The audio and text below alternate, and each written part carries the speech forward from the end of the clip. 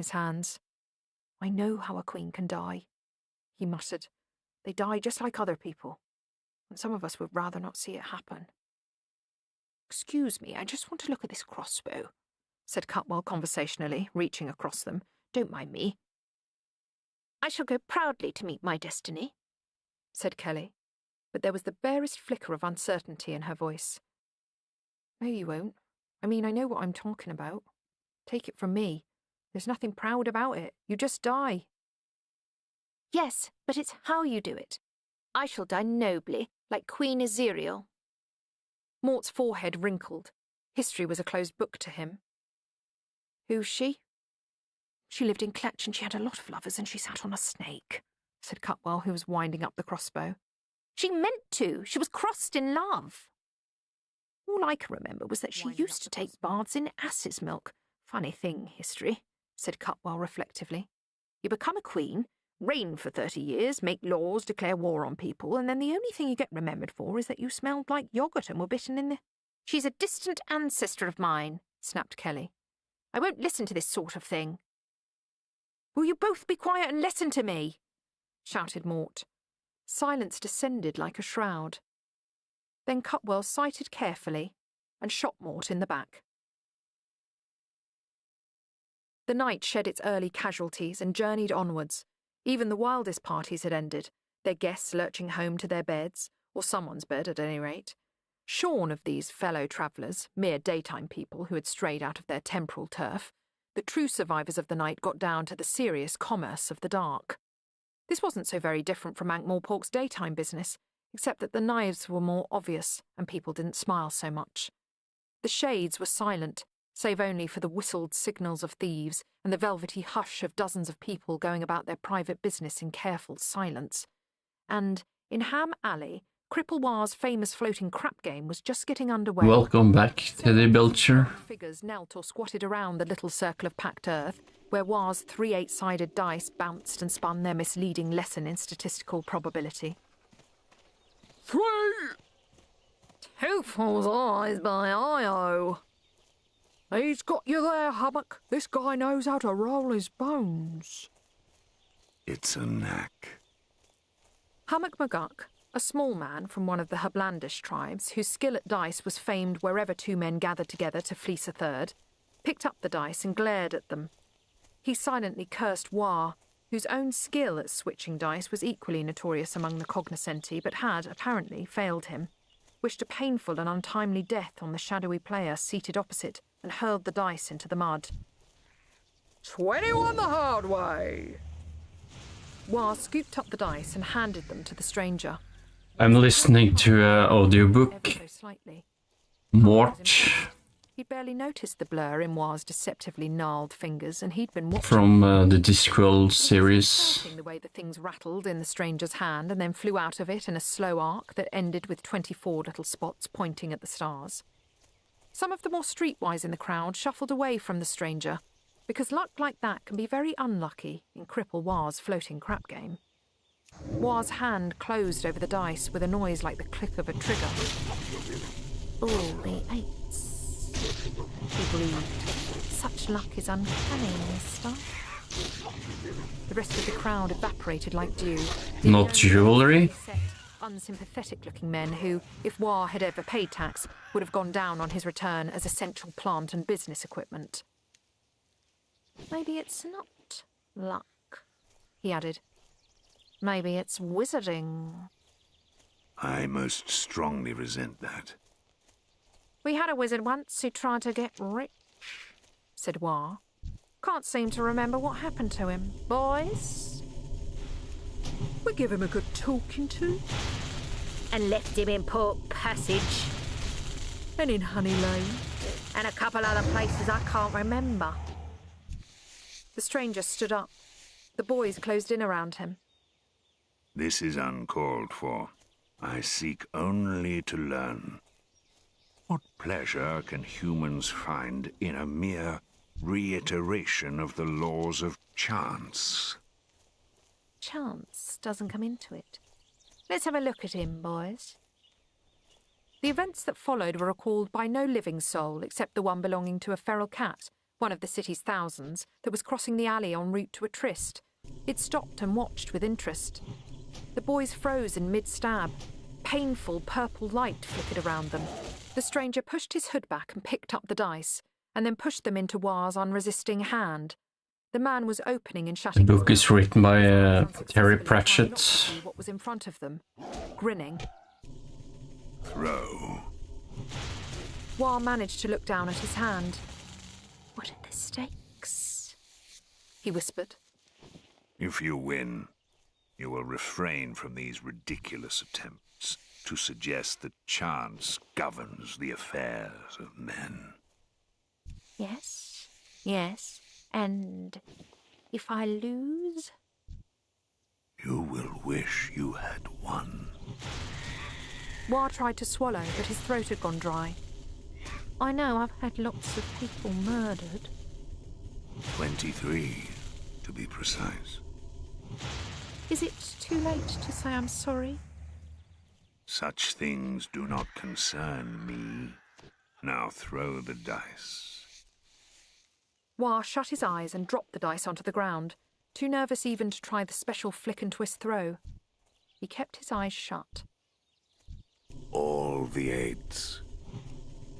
There. That wasn't too difficult, was it? War fainted. Death shrugged and walked away, pausing only to tickle the ears of an alley cat that happened to be passing. He hummed to himself. He didn't quite know what had come over him, but he was enjoying it. You couldn't be sure it would work. Cutwell spread his hands in a conciliatory gesture. Well, no, he conceded. But I thought, what have I got to lose? He backed away. What have you got to lose? Hey, my friend left the channel. He stamped forward and tugged the bolt out of one of the posts in the princess's bed. You're not I'm going gonna to stay alone so I can listen to the audiobook. So I was particularly watching it, said Cutwell. I saw it too, said Kelly. It was horrible. It came right out of where your heart is. And I saw you walk through a stone pillar, said Cutwell.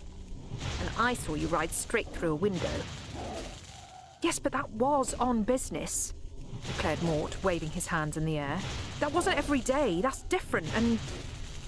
He paused. The way you're looking at me, he said.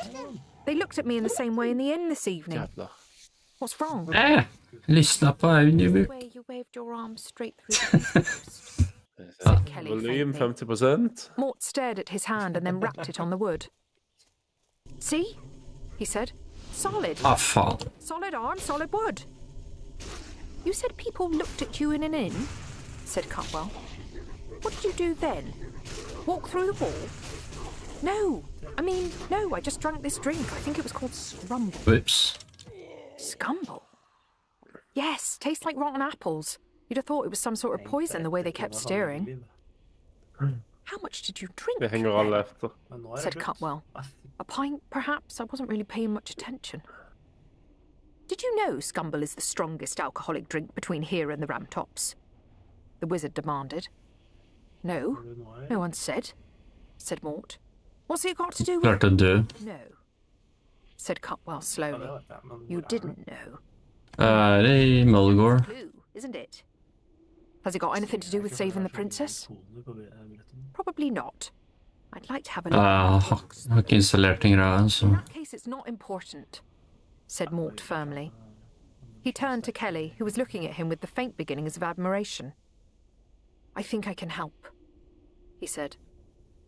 I think I can lay my hands on some powerful magic. Magic will hold back the dome, won't it, Cutwell? My magic won't. It'd have to be pretty strong stuff, and I'm not sure about it even then. Reality is tougher than... I shall go, said Mort. Until tomorrow, farewell. It is tomorrow, Kelly pointed out. Mort deflated slightly. All right, tonight then, he said, slightly put out, and added, I will be gone. Be gone what? It's hero talk, said Cutwell kindly. He can't help it. Mort scowled at him, smiled bravely at Kelly, and walked out of the room. He might have opened the door, said Kelly after he had gone. I think he was a bit embarrassed, said Cutwell. We all go through that stage. What? Of walking through things? In a manner of speaking. Walking into them, anyway. I'm going to get some sleep, Kelly said. Even the dead need some rest. Cutwell, stop fiddling with that crossbow, please. I'm sure it's not wizardly to be alone in a lady's boudoir. But I'm not alone, am I? You're here. That, she said, is the point, isn't it? Oh, yes, sorry. I'll see you in the morning, then.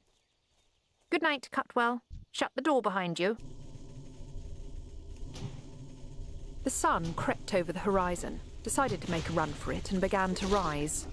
But it would be some time before its slow light rolled across the sleeping disk, herding the night ahead of it, and nocturnal shadows still ruled the city. They clustered now around the mended drum in Filigree Street, foremost of the city's taverns. It was famed not for its beer, which looked like maiden's water and tasted like battery acid, but for its clientele. It was said that if you sat long enough in the drum, then sooner or later every major hero on the disc would steal your horse. The atmosphere inside was still loud with talk and heavy with smoke, although the landlord was doing all those things landlords do when they think it's time to close, like turn some of the lights out, wind up the clock, put a cloth over the pumps, and, just in case, check the whereabouts of their club with the nails hammered in it. Not that the customers were taking the slightest bit of notice, of course. To most of the drum's clientele, even the nailed club would have been considered a mere hint. However, they were sufficiently observant to be vaguely worried by the tall, dark figure standing by the bar and drinking his way through its entire contents. Lonely, dedicated drinkers always generate a mental field which ensures complete privacy, but this particular one was radiating a kind of fatalistic gloom that was slowly emptying the bar.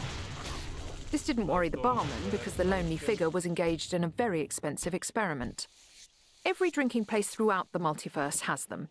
Those shelves of weirdly shaped, sticky bottles that not only contain exotically named liquid, which is often blue or green, but also odds and ends that bottles of real drink would never stoop to contain, such as whole fruits, bits of twig, and, in extreme cases, small drowned lizards. No one knows why barmen stock so many, since they all taste like treacle dissolved in turpentine. It has been speculated that they dream of a day when someone will walk in off the street unbidden and ask for a glass of peach corniche with a hint of mint, and overnight the place will become somewhere to be seen at. The stranger was working his way along the row. What is that green one? The landlord peered at the label. It says it's melon brandy, he said doubtfully. It says it's bottled by some monks to an ancient recipe, he added. I will try it. Og jeg hopper ned, for jeg hører på lydbok samtidig som jeg spiller. Some of them still containing bits of fruit salad, cherries on a stick, and small paper umbrellas. Are you sure you haven't had enough? He said. It worried him vaguely that he couldn't seem to make out the stranger's face. The glass, with its drink crystallizing out on the sides, disappeared into the hood and came out again empty. No. What is the yellow one with the wasps in it?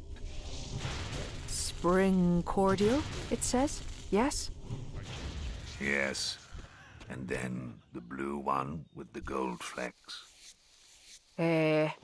Old overcoat. Yes.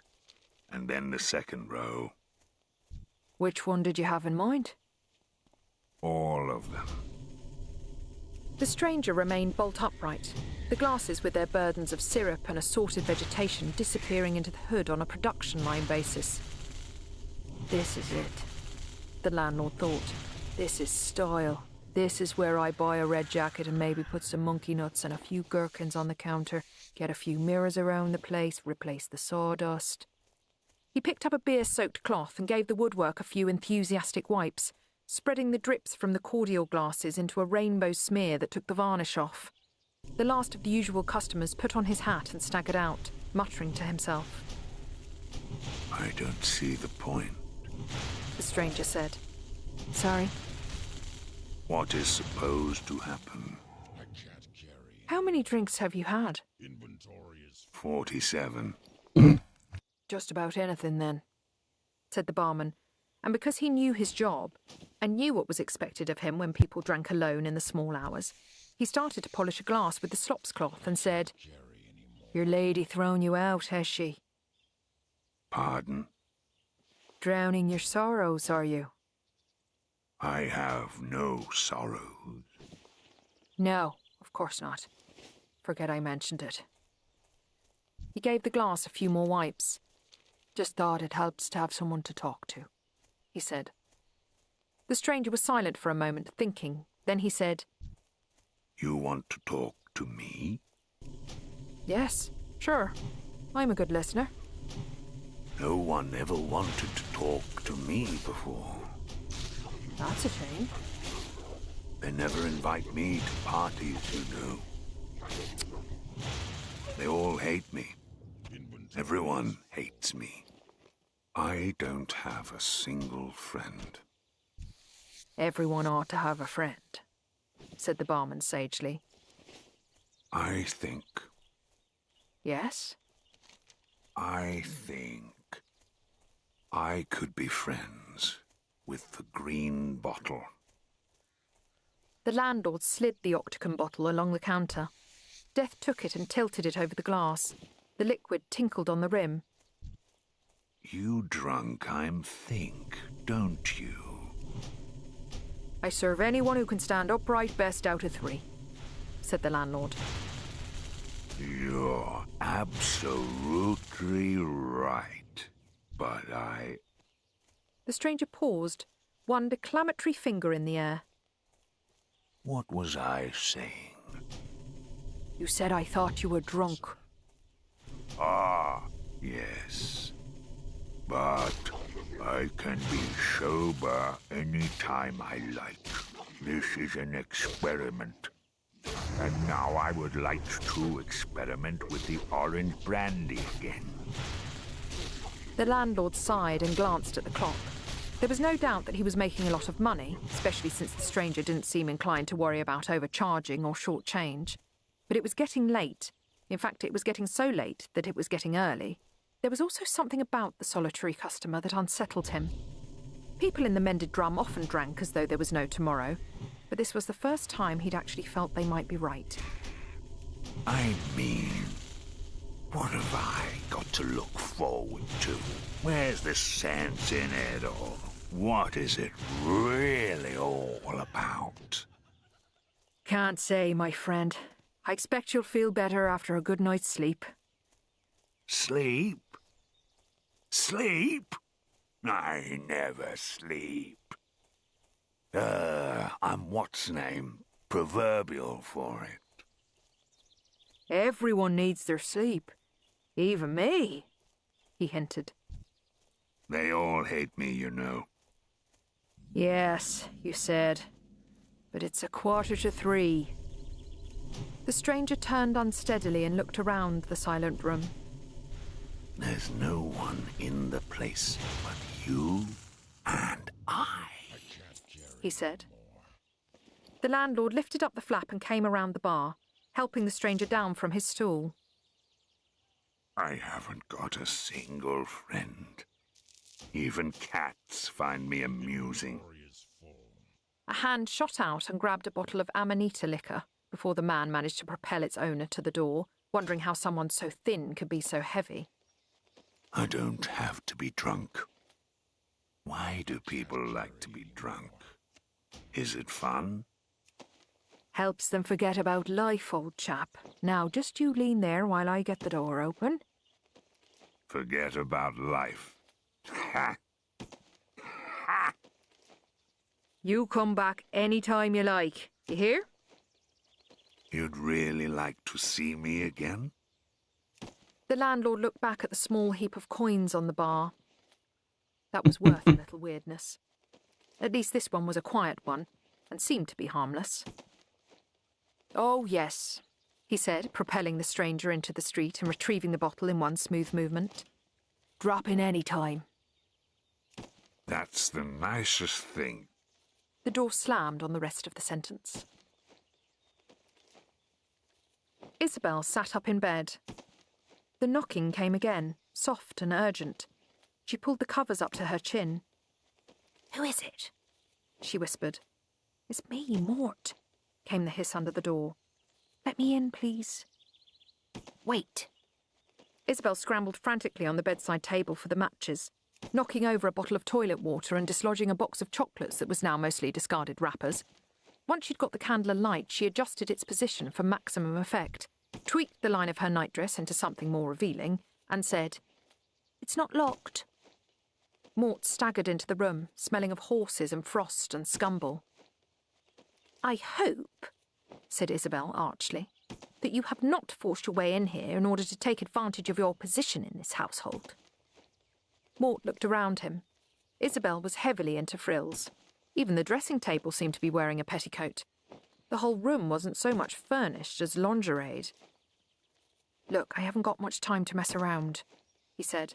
Bring that candle into the library, and for heaven's sake put on something sensible. You're overflowing. Isabel looked down, and then her head snapped up. Well. Mort poked his head back round the door. It's a matter of life and death, he added, and disappeared.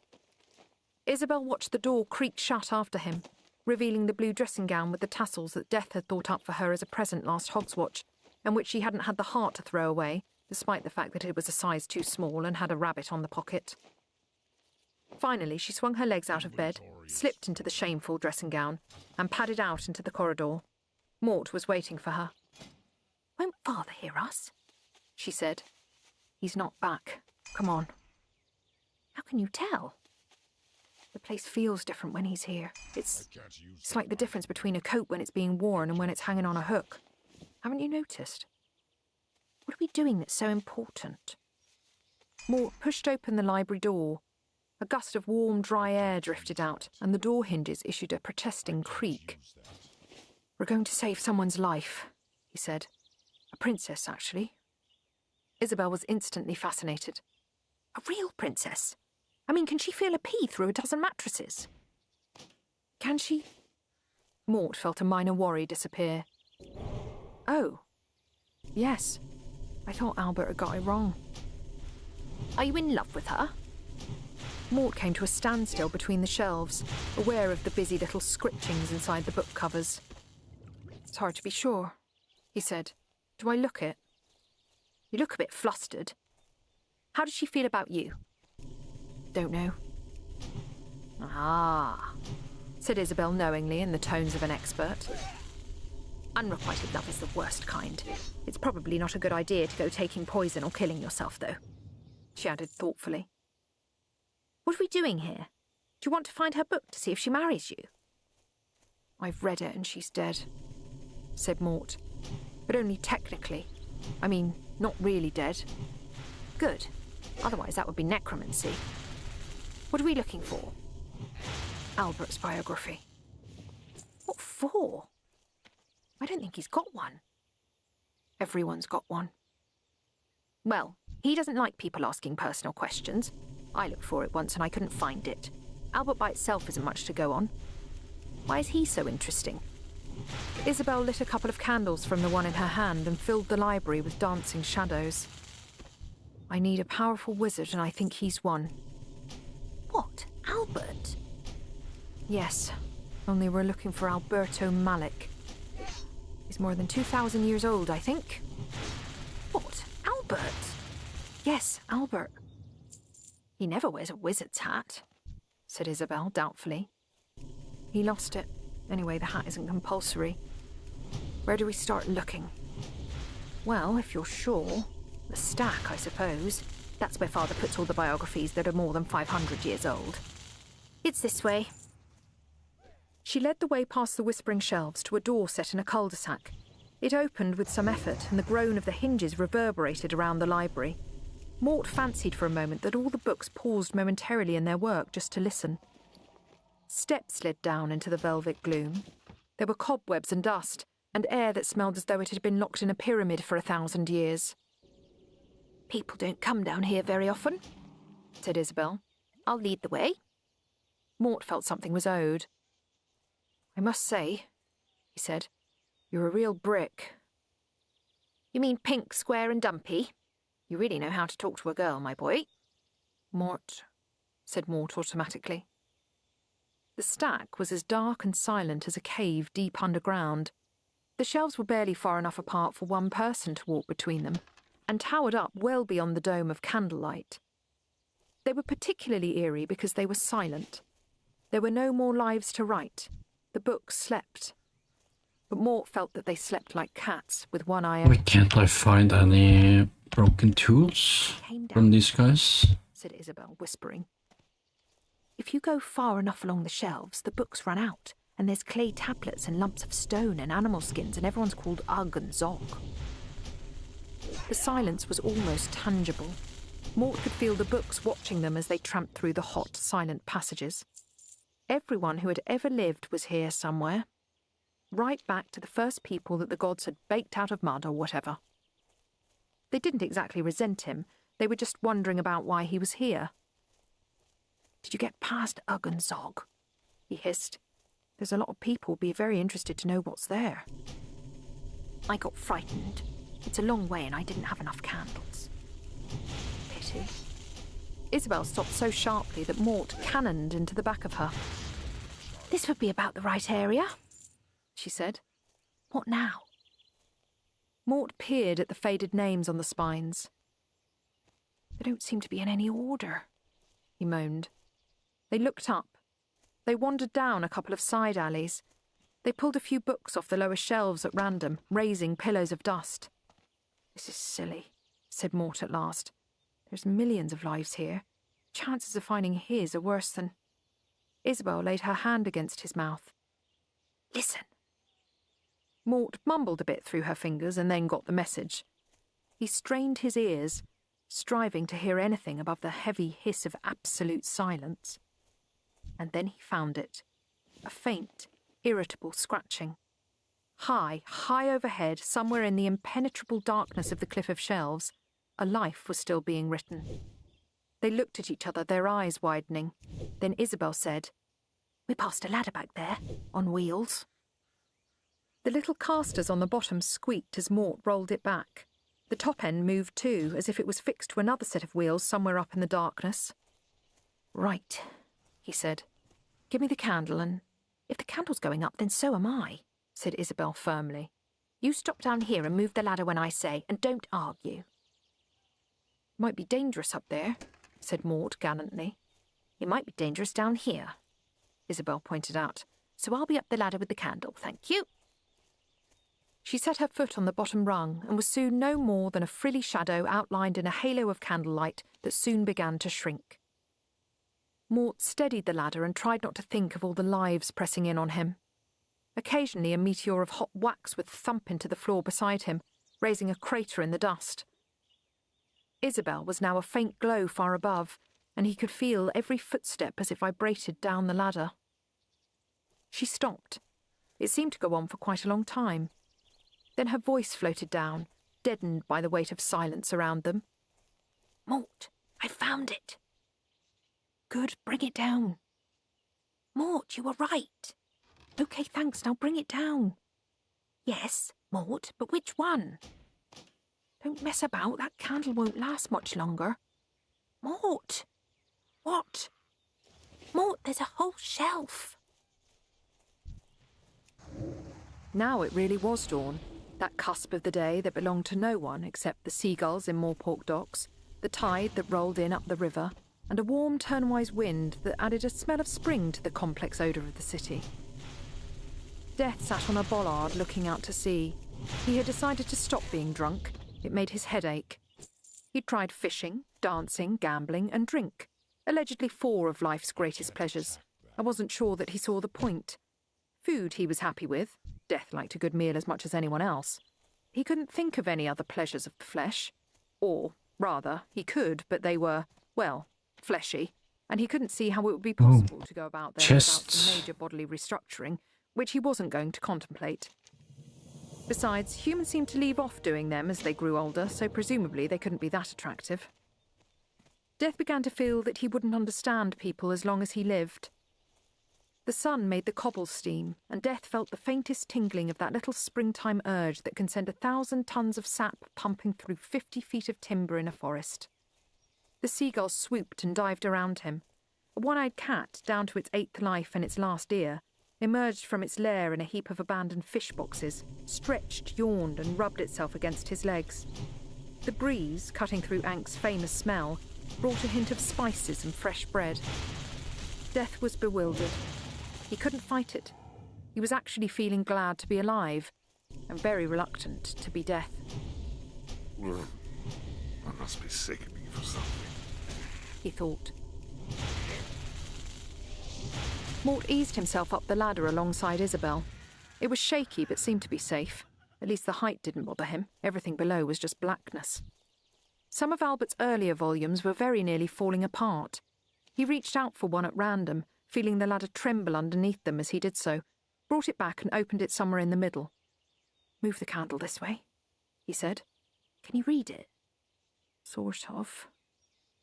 Turned his hand, but was sorely vexed that all men at last come to naught, viz. Death, and vowed him to seek immortality in his pride. Thus, he told the young wizards, we may take unto ourselves the mantle of gods. The next day, it being raining, Alberto... It's written in old, he said, before they invented spelling. Let's have a look at the latest one. It was Albert, all right. Mort caught several references to fried bread. Let's have a look at what he's doing now, said Isabel. Do you think we should? It's a bit like spying. So what? Scared? All right. He flicked through until he came to the unfilled pages, and then turned back until he found the story of Albert's life crawling across the page at surprising speed considering it was the middle of the night. Most biographies didn't have much to say about sleep, unless the dreams were particularly vivid. Hold the candle properly, will you? I don't want to get grease on his life. Why not? He likes grease. Stop giggling. You'll have us both off. Now look at this bit.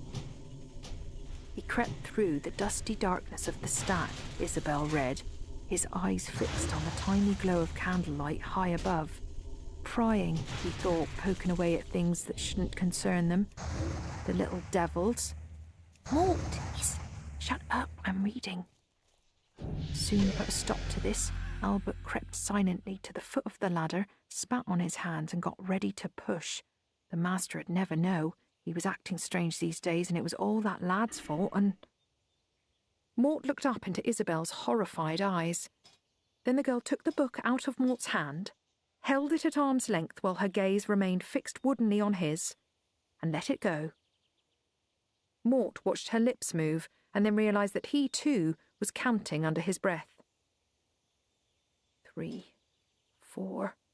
There was a dull thump, a muffled cry, and silence. "Do you think you've killed him?" said Mort after a while. "What, here?" "Anyway, I didn't notice any better ideas coming from you." "No, but he is an old man, after all." "No, he's not," said Isabel sharply, starting down the ladder. 2,000 years? Not a day over 67. The book said, I told you time doesn't apply here. Not real time. Don't you listen, boy." "Mort," said Mort. "And stop treading on my fingers. I'm going as fast as I can." "Sorry." "And don't act so wet. Have you any idea how boring it is living here?" "Probably not," said Mort, adding with genuine longing. "I've heard about boredom, but I've never had a chance to try it." "It's dreadful." "If it comes to that, excitement isn't all it's cracked up to be." "Anything's got to be better than this." There was a groan from below, and then a stream of swear words. Isabel peered into the gloom. "Obviously I didn't damage his cursing muscles," she said. "I don't think I ought to listen to words like that. Could be bad for my moral fibre." They found Albert slumped against the foot of the bookshelf, muttering and holding his arm. "There's no need to make that kind of fuss," said Isabel briskly. "You're not hurt. Father simply doesn't allow that kind of thing to happen." "What did you have to go and do that for?" he moaned. "I didn't mean any harm." "You were going to push us off," said Mort, trying to help him up. "I read it. I'm surprised you didn't use magic." Albert glared at him. So you found out, have you?" he said quietly. "Then much good may it do you. You've no right to go prying." He struggled to his feet, shook off Mort's hand, and stumbled back along the hushed shelves. "No, wait," said Mort. "I need your help." "Well, of course," said Albert over his shoulder. "It stands to reason, doesn't it? You thought, I'll just go and pry into someone's private life and then I'll drop it on him and then I'll ask him to help me." "I only wanted to find out if you were really you," said Mort, running after him. "I am. Everyone is. But if you don't help me, something terrible will happen. There's this princess and she..." "Terrible things happen all the time, boy." "Mort." "And no one expects me to do anything about it." "But you were the greatest!" Albert stopped for a moment, but did not look around. Was the greatest, and don't you try to butter me up, I ain't butterable." "They've got statues to you and everything," said Mort, trying not to yawn. "All fool them, then." Albert reached the foot of the steps into the library proper, stamped up them and stood outlined against the candlelight from the library. "You mean you won't help?" said Mort. "Not even if you can?" "Give the boy a prize," growled Albert. "And it's no good thinking you can appeal to my better nature under this here crusty exterior," he added, "'cause my interior's pretty damn crusty too." They heard him cross the library floor as though he had a grudge against it and slam the door behind him. "Well," said Mort uncertainly. "What did you expect?" snapped Isabel. "He doesn't care for anyone much except Father." "It's just that I thought someone like him would help if I explained it properly," said Mort. He sagged. The rush of energy that had propelled him through the long night had evaporated, filling his mind with lead. "You know he was a famous wizard." "That doesn't mean anything. Wizards aren't necessarily nice. Do not meddle in the affairs of wizards because a refusal often offends, I read somewhere." Isabel stepped closer to Mort and peered at him with some concern. "You look like something left on a plate," she said. Okay," said Mort, walking heavily up the steps and into the scratching shadows of the library. "You're not. You could do with a good night's sleep, my lad." "Mort," murmured Mort. He felt Isabel slip his arm over her shoulder. The walls were moving gently. Even the sound of his own voice was coming from a long way off, and he dimly felt how nice it would be to stretch out on a nice stone slab and sleep forever. Death would be back soon, he told himself, feeling his unprotesting body being helped along the corridors. There was nothing for it. He'd have to tell Death. He wasn't such a bad old stick. Death would help. All he needed to do was explain things, and then he could stop all this worrying and go to sleep. "And what was your previous position?" I beg your pardon. "What did you do for a living?" said the thin young man behind the desk. The figure opposite him shifted uneasily. I ushered souls into the next world. I was the grave of all hope. I was the ultimate reality. I was the assassin against whom no luck would hold. "Yes, point taken. But do you have any particular skills?" Death thought about it. I suppose a certain amount of expertise with agricultural implements. He ventured after a while. The young man shook his head firmly. No? "This is a city, Mr..." He glanced down and once again felt a faint unease that he couldn't quite put his finger on. Mr... and we're a bit short of fields." He laid down his pen and gave the kind of smile that suggested he'd learned it from a book. Ankh-Morpork wasn't advanced enough to possess an employment exchange. People took jobs because their fathers made room for them, or because their natural talent found an opening, or by word of mouth. But there was a call for servants and menial workers, and with the commercial sections of the city beginning to boom, the thin young man, a Mr. Lionel Keeble, had invented the profession of job broker and was, right at this moment, finding it difficult. "My dear Mr..." He glanced down. "Mr... We get many people coming into the city from outside because, alas, they believe life is richer here. Excuse me for saying so, but you seem to me to be a gentleman down on his luck. I would have thought you would have preferred something rather more refined than..." He glanced down again and frowned, something nice working with cats or flowers? I'm sorry. I felt it was time for a change. Can you play a musical instrument? No, Can you do carpentry? I do not know. I've never tried. Death stared at his feet.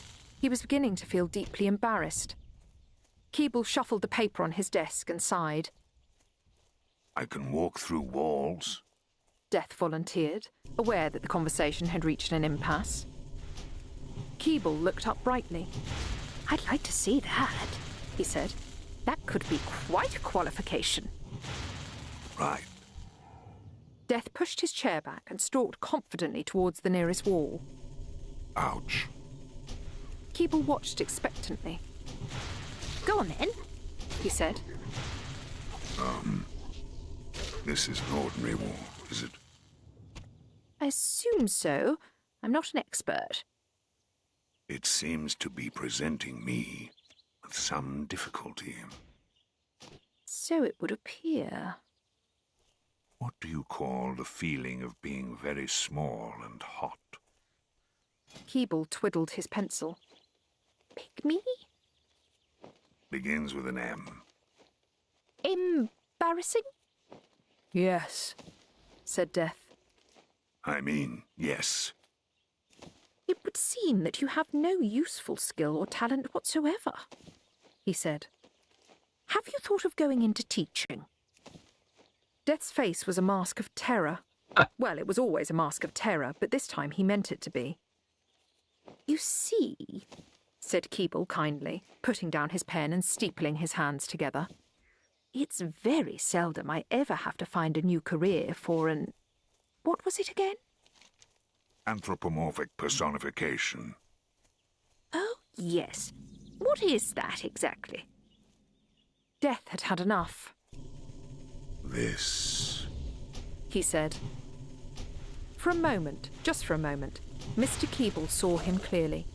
His face went nearly as pale as Death's own. His hands jerked convulsively. His heart gave a stutter. Death watched him with mild interest, then drew an hourglass from the depths of his robe and held it up to the light and examined it critically. Settle down, he said. You've got a good few years yet. I could tell you how many, if you like. Keeble, fighting to breathe, managed to shake his head. Do you want me to get you a glass of water, then? The shop bell jangled. Keeble's eyes rolled. Death decided that he owed the man something. He shouldn't be allowed to lose custom, which was clearly something humans valued dearly. He pushed aside the bead curtain and stalked into the outer shop, where a small fat woman, looking rather like an angry cottage loaf, was hammering on the counter with a haddock. It's about that cook's job up at the university, she said. You told me it was a good position, and it's a disgrace up there, the tricks them students play, and I demand... I want you to... I'm not... Her voice trailed off. Here. She said, but you could tell her heart wasn't in it. You're not Keeble, are you? Death stared at her. He'd never before experienced an unsatisfied customer. He was at a loss. Finally, he gave up. Begone, you black and midnight hag, he said. The cook's small eyes narrowed. Who are you calling a midnight bag? She said accusingly, and hit the counter with the fish again. Look at this, she said. Last night it was my bed warmer. In the morning it's a fish. I ask you. May all the demons of hell rend your living spirit if you don't get out of the shop this minute. Death tried. I don't know about that, but what about my bed warmer? There's no place for a respectable woman up there. They tried to... If you would care to go away, said Death desperately. I will give you some money. How much? Said the cook with a speed that would have outdistanced a striking rattlesnake and given lightning a nasty shock. Death pulled out his coin bag and tipped a heap of verdigreed and darkened coins on the counter. She regarded them with deep suspicion. Now, Leave upon the instant, said Death, and added, before the searing winds of infinity scorch thy worthless carcass. My husband will be told about this, said the cook darkly as she left the shop. It seemed to Death that no threat of his could possibly be as dire. He stalked back through the curtains. Keeble, still slumped in his chair, gave a kind of strangled gurgle. It was true, he said. I thought you were a nightmare. I could take offense at that, said Death. You really are Death, said Keeble. Yes. Why didn't you say? People usually prefer me not to. Keeble scrabbled among his papers, giggling hysterically. You want to do something else, he said. Tooth Fairy, Water Sprite, Sandman. Do not be foolish. I simply feel I want to change. Keeble's frantic rustling at last turned up the paper he'd been searching for. He gave a maniacal laugh and thrust it into Death's hands. Death read it. This is a job? People are paid to do this? Yes, yes, go and see him. You're just the right type. Only don't tell him I sent you. Binky moved at a hard gallop across the night, the disc unrolling far below his hooves. Now Mort found that the sword could reach out further than he had thought. He could reach the stars themselves, and he swung it across the deeps of space and into the heart of a yellow dwarf which went nova most satisfactorily. He stood in the saddle and whirled the blade around his head, laughing as the blue flame fanned across the sky, leaving a trail of darkness and embers, and didn't stop. Mort struggled as the sword cut through the horizon, grinding down the mountains, drying up the seas, turning green forests into punk and ashes. He heard voices behind him, and the brief screams of friends and relatives as he turned desperately. Dust storms whirled from the dead earth as he fought to release his own grip, but the sword burned icy cold in his hand, dragging him on in a dance that would not end until there was nothing left alive. And that time came, and Mort stood alone except for Death, who said, "A fine job, boy." And Mort said, "Mort. Mort. Mort, wake up." Mort surfaced slowly, like a corpse in a pond. He fought against it, clinging to his pillow and the horrors of sleep, but someone was tugging urgently at his ear. He said. Mort. Mort, it's father. He opened his eyes and stared blankly into Isabel's face. Then the events of the previous night hit him like a sock full of damp sand. Mort swung his legs out of bed, still wreathed in the remains of his dream. Yeah, okay, he said. I'll go and see him directly. He's not here. Albert's going crazy. Isabel stood by the bed, tugging a handkerchief between her hands. Mort, do you think something bad has happened to him? He gave her a blank look. Don't be so bloody stupid, he said. It's Death. He scratched his skin. He felt hot and dry and itchy. But he's never been away this long. Not even when there was that big plague in Pseudopolis. I mean, he has to be here in the mornings to do the books and work out the nodes and... Mort grabbed her arms. All right, he said as soothingly as he could manage. I'm sure everything's okay. Just settle down. I'll go and check. Why have you got your eyes shut? Mort, please put some clothes on, said Isabel in a tight little voice. Mort looked down. Sorry, he said meekly. I didn't realise. Who put me to bed? I did, she said. But I looked the other way. Mort dragged on his breeches, shrugged into his shirt and hurried out towards Death's study with Isabel on his heels. Albert was in there, jumping from foot to foot like a duck on a griddle. When Mort came in, the look on the old man's face could almost have been gratitude. Mort saw with amazement that there were tears in his eyes. His chair hasn't been sat in, Albert whined. Sorry, but is that important? Said Mort. My grandad didn't used to come home for days if he'd had a good sale at the market. but he's always here, said Albert. Every morning, as long as I've known him, Where's sitting the here at his forge? desk working on the nodes. It's his job. He wouldn't miss it. I expect the nodes can look after themselves for a day or two, said Mort. The drop in temperature told him he was wrong. He looked at their faces. They can't? He said. Both heads shook. If the nodes aren't worked out properly, all the balance is destroyed, said Isabel. Anything could happen. Didn't he explain? Said Albert. Not really. I've really only done the practical side. He said he'd tell me about the theoretical stuff later, said Mort. Isabel burst into tears. Albert took Mort's arm and, with considerable dramatic waggling of his eyebrows, indicated that they should have a little talk in the corner. Mort trailed after him reluctantly. The old man rummaged in his pockets and at last produced a battered paper bag. Peppermint? He inquired. Mort shook his head. He never tell you about the nodes, said Albert. Mort shook his head again. Albert gave his peppermint a suck. It sounded like the plug hole in the bath of God. How old are you, lad? Mort, I'm 16. There's some things a lad ought to be told before he's 16, said Albert, looking over his shoulder at Isabel, who was sobbing in Death's chair. Oh, I know about that. My father told me all about that when we used to take the Thargas to be mated. When a man and a woman... About the universe is what I meant, said Albert hurriedly. I mean, have you ever thought about it? I know the disc is carried through space on the backs of 4 elephants that stand on the shell of Great Atchwin, said Mort. That's just part of it. I meant the whole universe of time and space and life and death and day and night and everything. Can't say I've ever given it much thought, said Mort. Oh, you ought. The point is, the nodes are part of it. They stop death from getting out of control, see? Not him, not death. Just death itself, like, Albert struggled for words.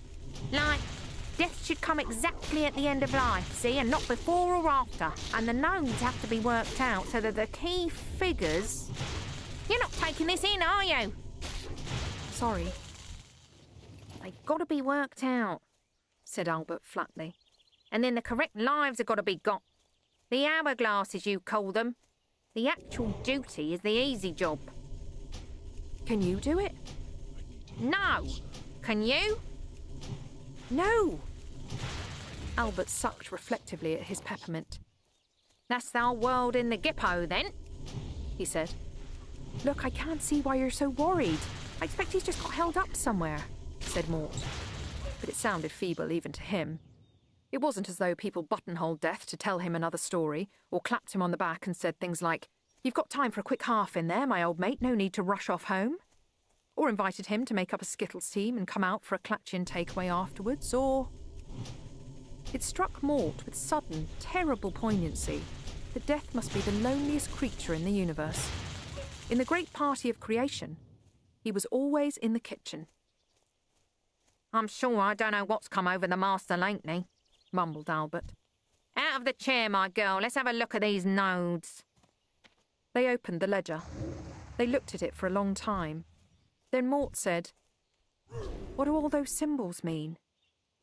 Sodomy non-sapiens, said Albert under his breath. What does that mean? Means I'm buggered if I know. That was wizard talk, wasn't it? Said Mort. You shut up about wizard talk. I don't know anything about wizard talk. You apply your brain to this here. Mort looked down again at the tracery of lines. It was as if a spider had spun a web on the page, stopping at every junction to make notes. Mort stared until his eyes hurt, waiting for some spark of inspiration. None volunteered. Any luck? It's all Clatchian to me, said Mort. I don't even know whether it should be read upside down or sideways. Spiralling from the centre outwards, sniffed Isabel from her seat in the corner. Their heads collided as they both peered at the centre of the page. They stared at her. She shrugged. Father taught me how to read the note chart, she said, when I used to do my sewing in here.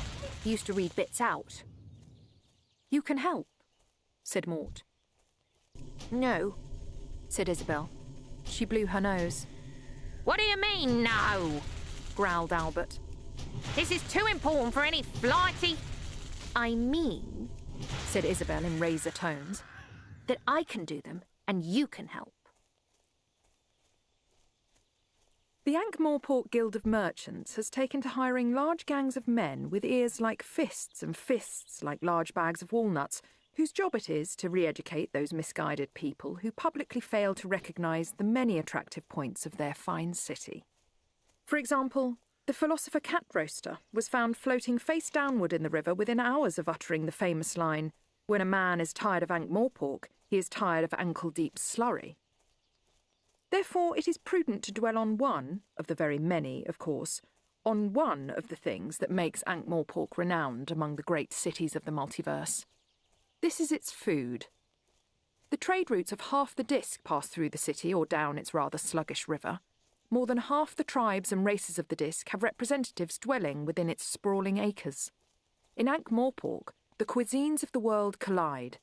On the menu are 1,000 types of vegetable, 1,500 cheeses, 2,000 spices, 300 types of meat, 200 fowl, 500 different types of fish, 100 variations on the theme of pasta, 70 eggs of one kind or another, 50 insects, 30 mollusks, 20 assorted snakes and other reptiles, and something pale, brown and warty known as the Clatchian migratory bog truffle. Its eating establishments range from the opulent, where the portions are tiny but the plates are silver, to the secretive, where some of the disk's more exotic inhabitants are rumoured to eat anything they can get down their throat best out of 3. Hager's House of Ribs down by the docks is probably not numbered among the city's leading eateries, catering as it does for the type of beefy clientele that prefers quantity and breaks up the tables if it doesn't get it. They don't go in for the fancy or exotic, but stick to conventional food like flightless bird embryos, minced organs in intestine skins, slices of hog flesh and burnt ground grass seeds dipped in animal fats, or, as it is known in their patois, egg, sauce and bacon and a fried slice. It was the kind of eating house that didn't need a menu. You just looked at Hager's vest. Still, he had to admit this new cook seemed to be the business. Hager, an expansive advert for his own high-carbohydrate merchandise, beamed at a room full of satisfied customers. And a fast worker, too. In fact, disconcertingly fast. He rapped on the hatch. "Double egg, chips, beans and a troll burger. Hold the onions," he rasped. Right.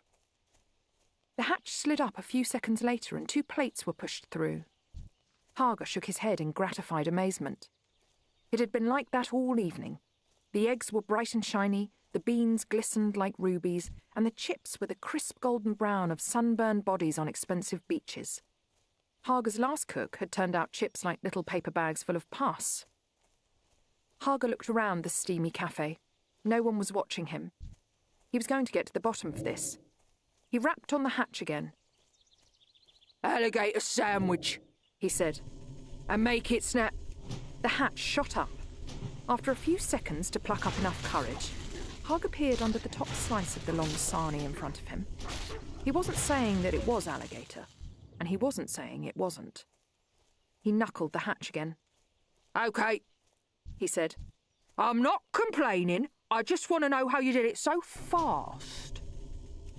Time is not important. "You say?" Right. Hager decided not to argue. "Well, you're doing a damn fine job in there, boy," he said. What is it called when you feel warm and content and wish things would stay that way? "I guess you'd call it happiness," said Hager. Inside the tiny, cramped kitchen, strated with the grease of decades, Death spun and whirled, chopping, slicing and frying. His skillet flashed through the fetid steam. He'd opened the door to the cold night air, and a dozen neighbourhood cats had strolled in, attracted by the bowls of milk and meat, some of Hager's best if he'd known, that had been strategically placed around the floor. Occasionally Death would pause in his work and scratch one of them behind the ears. "Happiness," he said, and puzzled at the sound of his own voice. Cutwell, the wizard and royal recogniser by appointment, pulled himself up the last of the tower steps and leaned against the wall, waiting for his heart to stop thumping. Actually, it wasn't particularly high, this tower, just high for Stolat. In general design and outline, it looked the standard sort of tower for imprisoning princesses in. It was mainly used to store old furniture. However, it offered unsurpassed views of the city and the Stowe Plain, which is to say, you could see an awful lot of cabbages. Cutwell made it as far as the crumbling crenellations atop the wall and looked out at the morning haze. It was, maybe, a little hazier than usual. If he tried hard, he could imagine a flicker in the sky. If he really strained his imagination, he could hear a buzzing out over the cabbage fields, a sound like someone frying locusts. He shivered.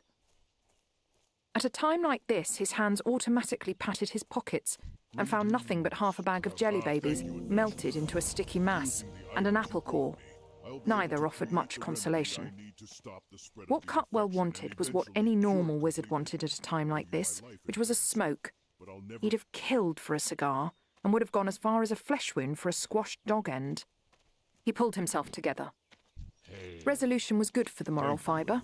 The only trouble was the fibre didn't appreciate the sacrifices he was making for it. They said that a truly great wizard should be permanently under tension. You could have used Cutwell for a bowstring. He turned his back on the brassicad landscape and made his way back down the winding steps to the main part of the palace. Still, he told himself, the campaign appeared to be working. The population didn't seem to be resisting the fact that there was going to be a coronation, although they weren't exactly clear about who was going to be crowned. There was going to be bunting in the streets, and Cutwell had arranged for the town square's main fountain to run, if not with wine, then at least with an acceptable beer made from broccoli. There was going to be folk dancing, at sword point if necessary. There would be races for children.